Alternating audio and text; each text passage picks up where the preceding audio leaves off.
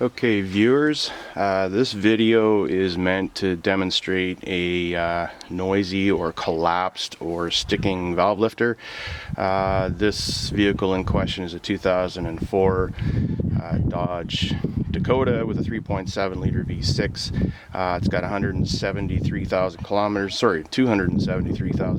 on it.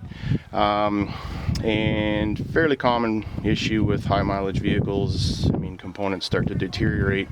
One of the things that's noticeable on this thing on cold starts, and it's about -1, -2 today, is that the valve lifters don't pump up right away. If you think back to small engine theory, where you have a solid valve lifter and then a push rod, all of those components need to lengthen as the engine, they will lengthen as the engine heats up. And so normally what you did there for an adjustment was you adjusted the gap on the rocker arms to make up for the amount of extra length that's going to start to show up as the lifters and valves and push rods start to lengthen due to engine heat. These modern engines now have gone to what's called a hydraulic lifter, and a hydraulic lifter self-adjusts, so you don't have to make adjustments to the rocker arm.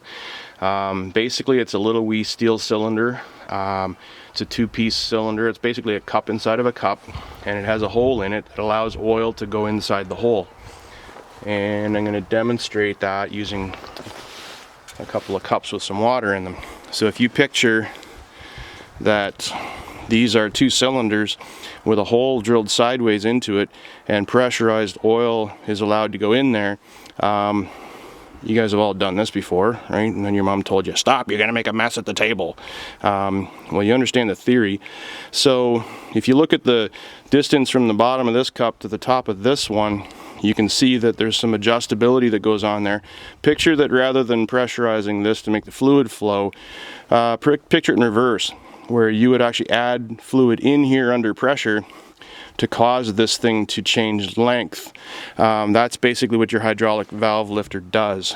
So as the engine warms up and as the valve lengthens, as the push rods lengthen, this thing doesn't actually have to be as long because those components have lengthened, and so this length from here to here will adjust, and some of the oil in here will simply go back out inside the engine. When the engine is shut off and it cools off, the components will all slightly shrink because they cool off, and then the length requirement for the lifter is going to be different again when it's cold.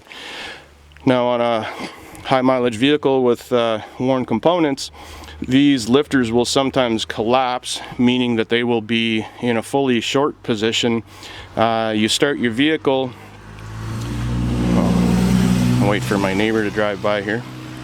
You start your vehicle and your camshaft will be slapping against the lifter, and you'll hear it as a tick. The other thing that happens sometimes is that the lifter will actually start to move in the bore, but it doesn't pump itself up right away, and so it's too short. Oops. And you start to have it clicking inside there, bumping between the camshaft and the actual valve stem. And a sticky lifter is one that is actually fused in place, or temporarily fused in place, and so the camshaft will be spinning around and basically clicking against it, but this thing won't actually move. It won't self-adjust until the motor warms up a little bit.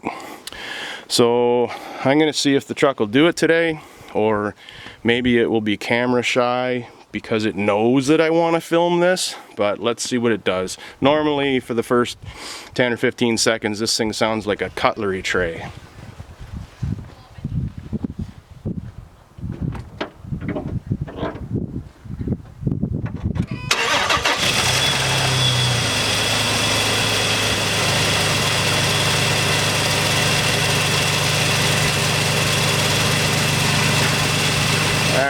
As predicted, it's not doing the clicking thing that I was hoping it would. I'm going to see if I can catch this on another video. It's got a few other noises going on here, but it's 272,000 kilometers, so no surprise there.